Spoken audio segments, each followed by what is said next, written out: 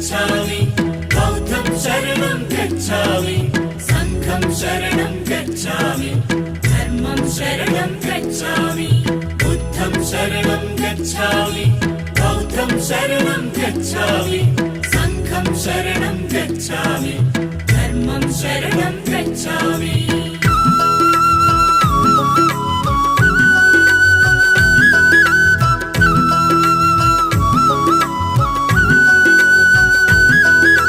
కపిలవస్తు నగరం